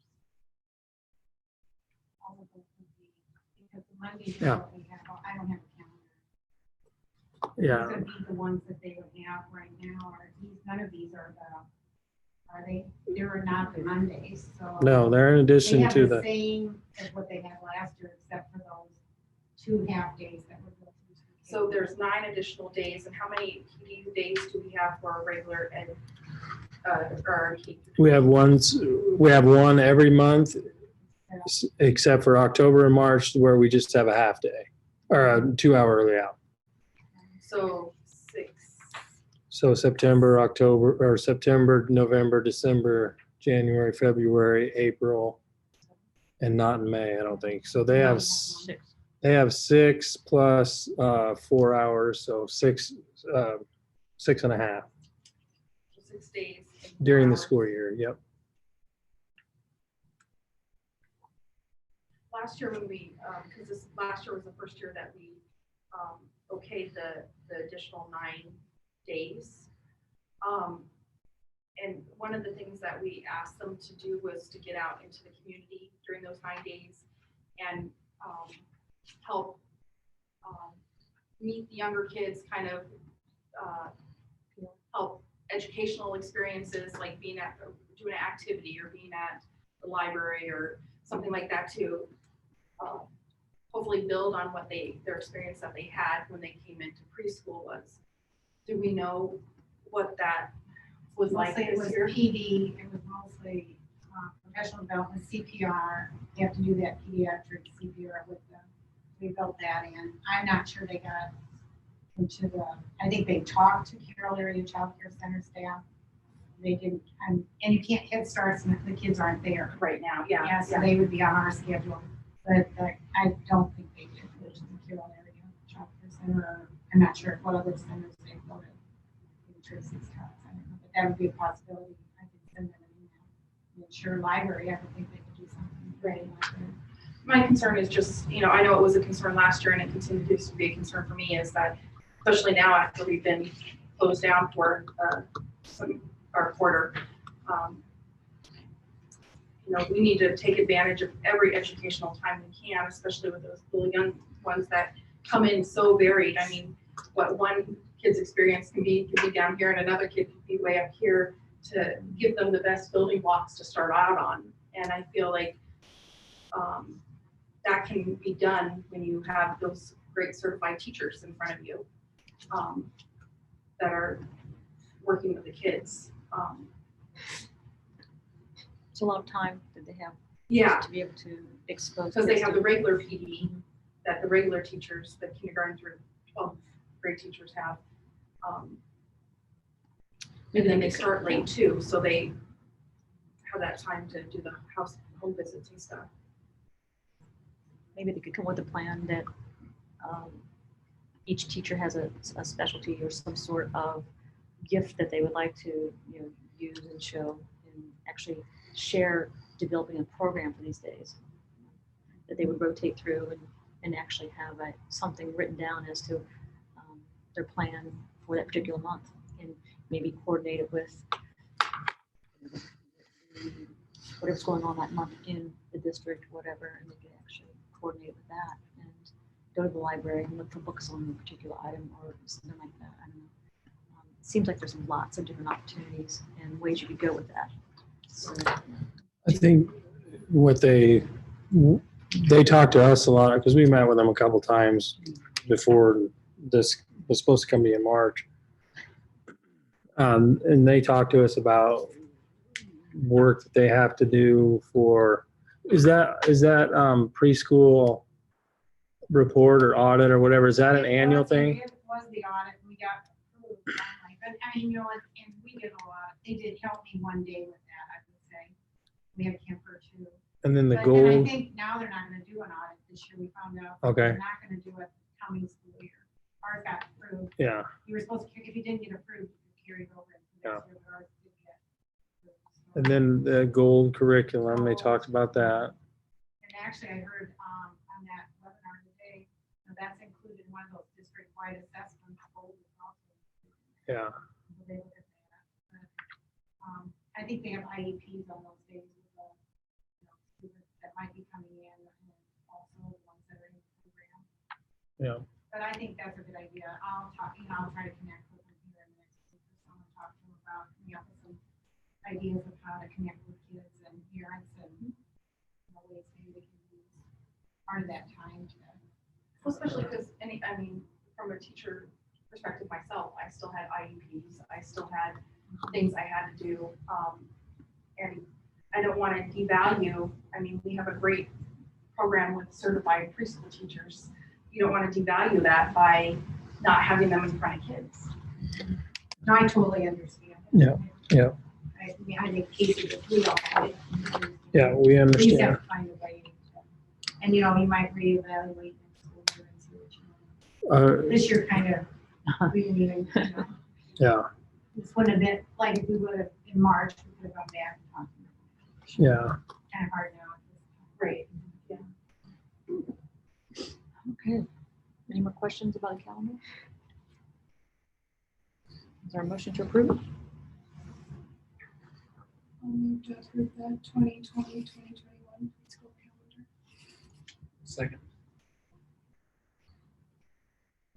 Cindy, Yes. Jennifer, No. Dwayne, Yes. Karen, Yes. Annika. Cool.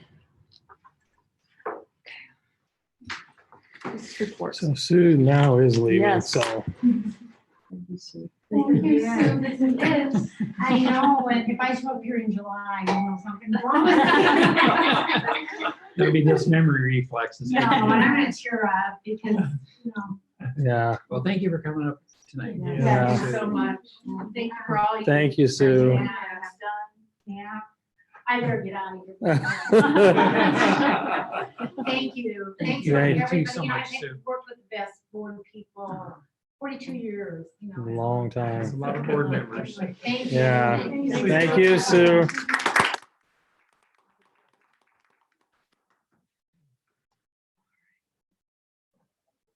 Summer projects.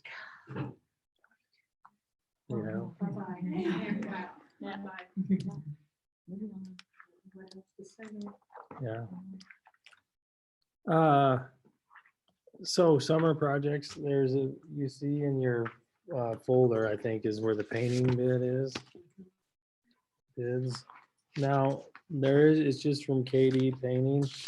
I don't know, Gary, I can't remember if Jeff said anything to me about talking to any other painters or not. This one, yeah, I don't know. I think he talked to me about other people that I know. I asked him if we've had other people paint, and he did. I think he's been happy with the work K&D has done. But you can see what you have a bid is a bid for some painting here in this building. It's mostly the district offices here, this end, to include the corridor. Ooh, I didn't see school personnel have to move furniture. That's. We know what you're doing. Personnel. Then we have Carroll Middle School, the vestibule and lobby. And we have Fairview, the connecting link. I think it's that hallway, yeah, the hallway that down to the preschool and, Oh, that one? yeah, I think so. And kindergarten. So it's, On the middle school there, is it, there's that option, is, which one was Jeff, was he wanting the whole? Whether there's an option listed there, or that's an add-on. yeah, those door frames. I think ideally, yeah, he'd like to have them all. We could probably use it. Yeah. The high school was really bad. Now that they have the. Screens. windows, you can see the- Yeah. So, yeah, I mean, it's not cheap. It's about 17,650 So, total, unless Yeah. I did the math wrong, but that's kind of what I'm looking at. How much do you think that would be for the doors to add, or does he not know? it'd be add the 2,700. Okay. So yeah, that to it.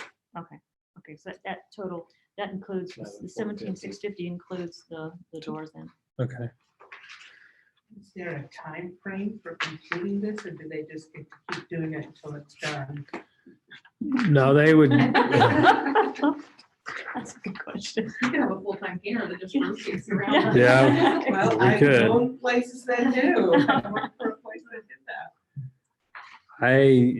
I don't think, I think it's work that they believe they can get done this summer. On the, here at the Adams, would that be 113 through 115? I assume that's what, 3 different rooms? There are 114, I don't know the room numbers up here, or is that just 2 rooms? Because it says That's the 113 district hyphen. office. This Yeah. room, It's the district room, office. Your room. and I think then- it's this room and and then from Mary's, Okay, okay. the whole and we thing. picked something other than Yes. institutional thing. Did you get I to think pick your own color? I think we're gonna pick a different color. Yeah. Are you gonna work, because I know last year or the year before, remember, there's we have a homeowners association at Carroll. There's designated colors, remember? Oh, yeah, Chelsea put out that, what color number was that's true. Carroll. Oh, so we gotta get it. If you want it to be Carroll Oh, colors, I love the color. yeah. I think we were talking about a kind of a light. Well, I think there's some difference of opinion. We might have to, Just Light gray. like a grayish shade of black. Orange. Yeah. kind of a Yeah, neutral, yeah. no, it won't be all orange, no. So you're going from the beige palette to more of the Yeah. gray palette. I think that's kind of what we talked about, yeah. I think gray's It's the new time. beige. Yes, Yeah. it's It time. really is, and it's gotta be just the right, I hate the color taupe and the whole church. Well, you can have a blue tone, Yeah. green tone. Yeah, Really yeah. are different shades of gray. That's true. Shades. That's true. I wasn't gonna go there. That's funny. I'll probably let Gary decide. What was the total? I had $17,650. And is that with the 2,700 Yes. additional? That's with the Okay. 2,700 I, with the door frame. So, Did I not do it right? So, I added so we got the 60, 6,200 with the 88,750, and then the You got no whole 2,700, bit. Okay. Yeah. and then the 48. Okay. 22. Oh, I didn't add the 48, did I? Oh, Yeah, see? 22,450. Yeah, sorry. But then it says, if you look, drywall patching to be done at a rate of $50 per hour. Wow. Do we need to put a little extra not to exceed a certain number? Is there lots of? Where's he holes talking? At the middle school? middle school has a patch. Yeah, I see that. Unless that is part of his. Yeah. Right. I'm told that every year we have quite a bit of drywall out there, and there's place at the high school too, where they just have to, each year we have some drywall repaired. And so I think he's just bidding that different because he's maybe not sure how many places there are. I'm not sure. Well, what you'll find it when he's painting. Yeah. Oh, here's a spot where Yeah. We probably would identify the ones we want fixed, I think, because we're talking more of the, like, a door got flung open and there's a hole there, that kind of stuff. So do you want us to put a larger amount cases in the 22,450, so up to a certain, so that Well, they can make better that just said let the determination? bid include the drywall patching at $50 an hour. Yeah, I mean, I think that would probably be best because, that way you don't have to try to worry about, So say what? just put in that, just the dollar amount for the quotes, and then in addition to that would be drywall patching at $50 an hour, and let the hours just calculate itself. I'm really thinking that that number 6 is included in the book, because that's what he says, the following quote includes all. So he's charging us $50 per hour for drywall patching, but his guesstimate is $87.50. His bid is $87.50, but it never hurts to have some overage. Painting's expensive. the way Jeff explained it to me is that I think the 8750 is the painting of those areas, and then there'll be any drywall patching we have them do would be $50 an hour, and that'll get billed in addition. Will the drywall patching be limited to just this location of this part of the building, or will it be other? Well, I think that's why it's bid that way, because I think he's got some areas other outside of this that they're painting to be fixed. Are we required to have a second bid, or can we just take this one and go with it? I think we're under the threshold to be able to do that. And it is somebody that we've had do painting before, so Right. I think we're okay. Okay. I can't speak to this particular bid, but one of the problems he's had with painting is getting bidders, because, and also ones that complete it in the time frame that we need it, because they seem to be really busy. Yeah. So that's been an issue I know in the past. I don't know about this particular bid, but Okay. Hey, Dwayne, you're up. Right, Second I'll motion? move to approve the Handy painting bid for a total, well, I'm gonna do them by the buildings, I guess. We'll go with Adams at 6,200. We have the bid for the middle school, it's 11,450, and 4,800 for the Fairview, for a total of 22,450. In addition to that, to pay $50 per hour for any drywall patching buildings that come.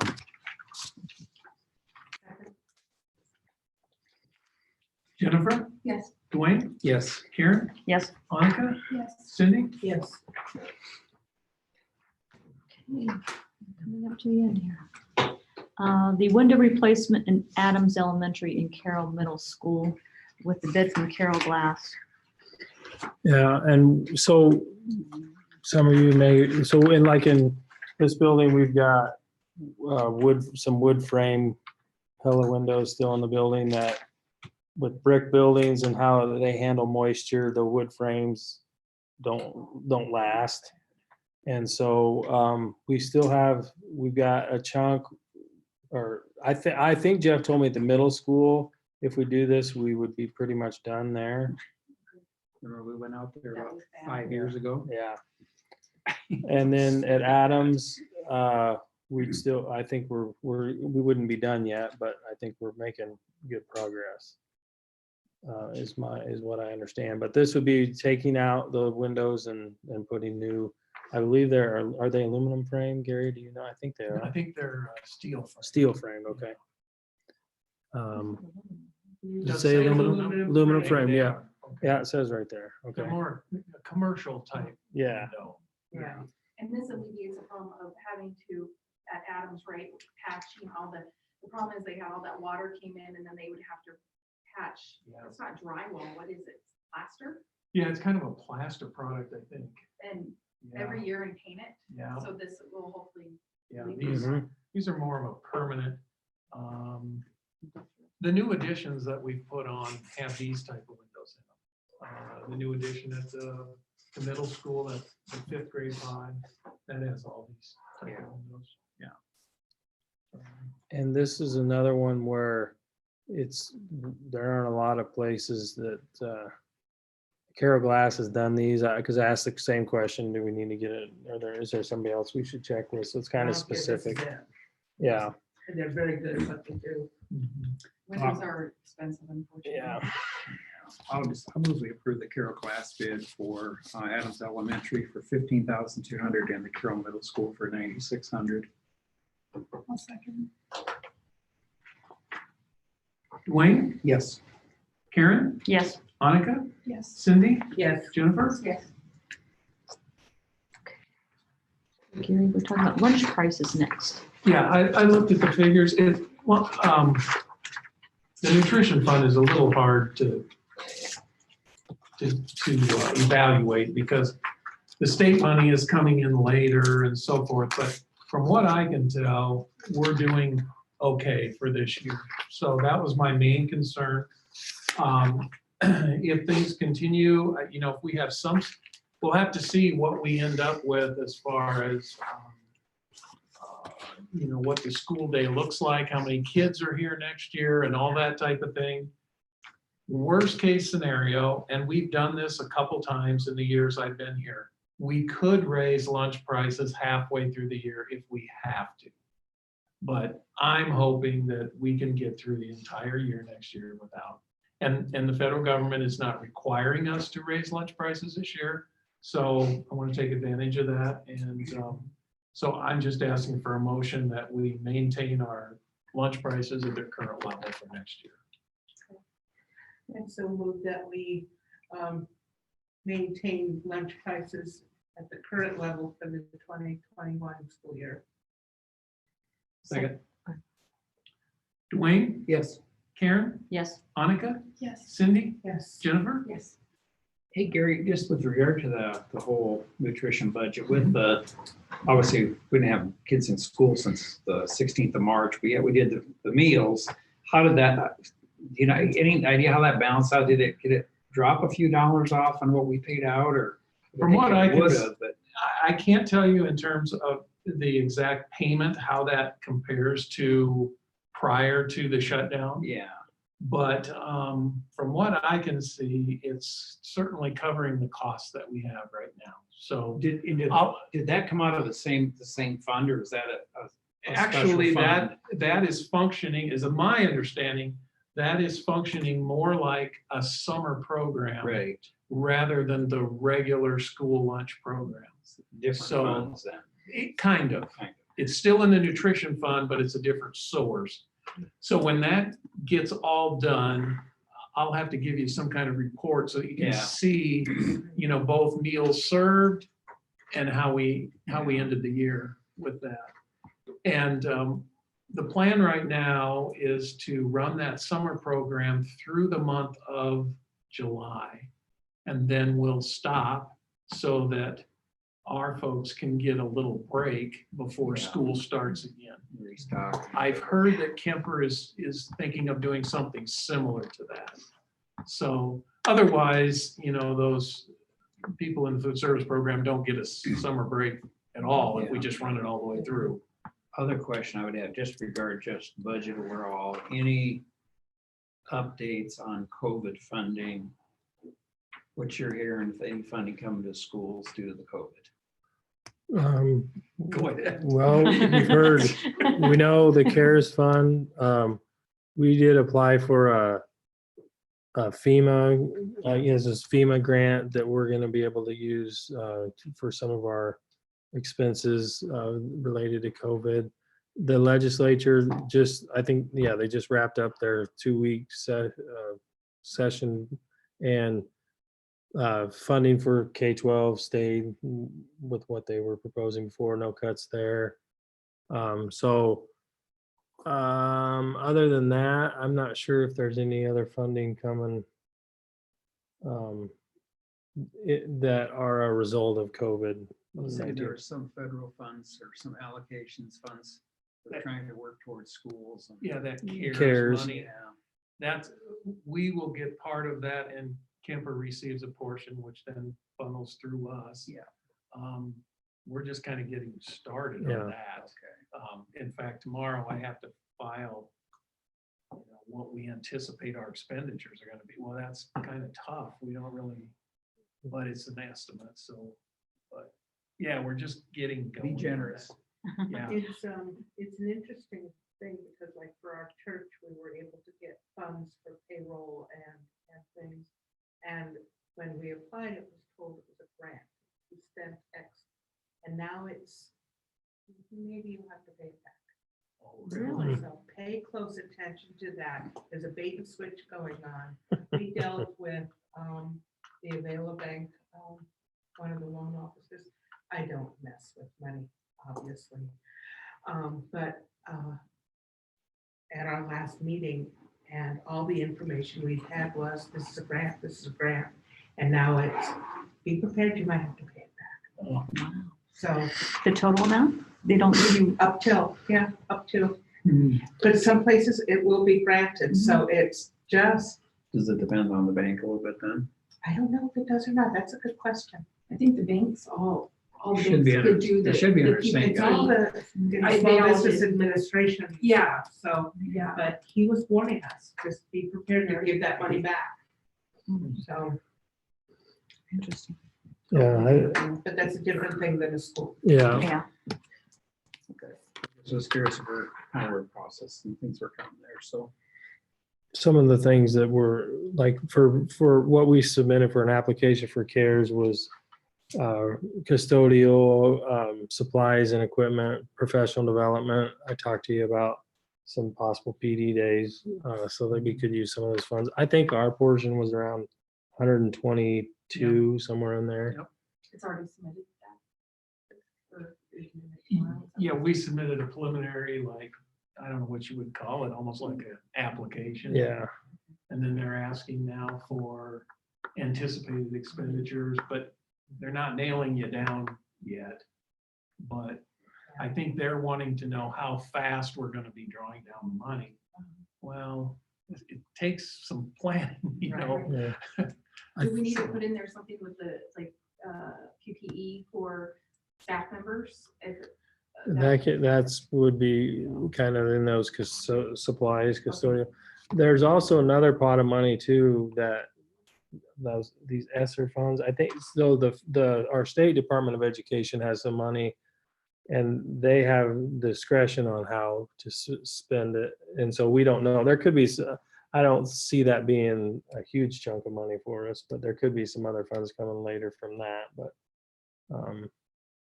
We're trying to keep separate, the Yeah. expenses that we've had.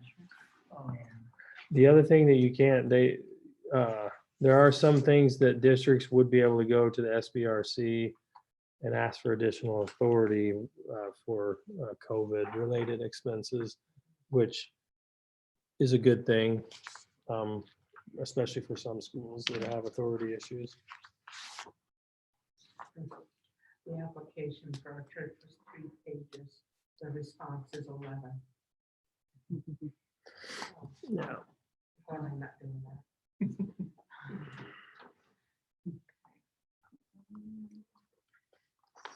Budget updates otherwise, Oh, South and Pebble?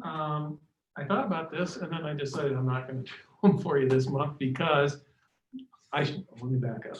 I'm gonna do them for you this month, but it'll be at the next board meeting because once again, payroll doesn't happen until Friday, and so it wouldn't be on these reports, so I'm just gonna hold off on those. Thank you.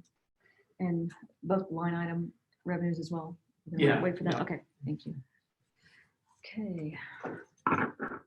Special board meeting, we will meet in this room, obviously, on Friday, June 26th to go over the Casey's evaluation, his contract, as well as we're going to end with the fiscal year bills. So at noon on Friday, prior to graduation on Saturday. So, Yeah, Forecast is not Well, that's for campers graduating, it's supposed to rain, because I got a wedding outside. I'll change that. Saturday. Yeah. That's true. They say it's gonna rain and it never rains. It never rains. Yeah, we don't get it. It's like burning grass. Yeah, I watched it do that, as long as I think it gets to about Arcadia, it goes to the wind and away it goes again. So we'll end up the fiscal year and bills on that date. Suggestions for July 21st. Casey, you want to address any of those? July, yeah, you'll see legislative priorities. I'll send something out ahead so you know what some information about that from IASB. They send us what their platform has been, and treasurer, secretary. Yeah, other than that, July usually is a pretty quiet, I mean, it's a one that it shouldn't be very long. There won't be a ton on there. Now, with that being said, given the situation with our return to learn, there will likely be some things on there with that. Other than that, I'm not sure what else would be on there. I'm sure that there'll be some other stuff, but nothing major. Any more comments? Yeah. Oh. You want to adjourn first? Yes. Okay. Yeah. I'll move to adjourn. All in favor? Aye. Casey, we wanted to give you this for all your hard work. And the board members all signed this, and I so appreciate all you've done and how hard you worked. And Cindy found a special quote today, and I thought it was very appropriate. That's why I asked her to include it in the card for you, because we have felt you've been really helping us as a great leader, and we want to support you, and we're here for you, and we wanted to express our thank you. Thanks. Well, thank you very much. I appreciate that. When she called me and told me that, I said, that is so appropriate. I said, I think that came from high. Yeah, that is very good. I said, I want to take it. And I said, I think I'd like to keep that. Yeah. Whenever we're going through some difficult situations, just to Mhm. reference it, because we're all Yeah. here to support each other. And I think it's been a really positive situation. Yes. So, Very much so. Well, thank you. I appreciate it. I feel like it's been a good year, and we have a great school district here, and I'm pleased to be a part of it. So thank you for your support, and look forward to continuing to work with you. likewise. Thank You you. bet. It's hard to figure you had such an easy year. Yeah. Yeah, you just breeze right through. Yeah. It's interesting for sure. Oh, it doesn't matter. Okay, I'll just keep on talking. Okay, sure. Okay, well, it was a pleasure seeing you all. Yes, thank you. Next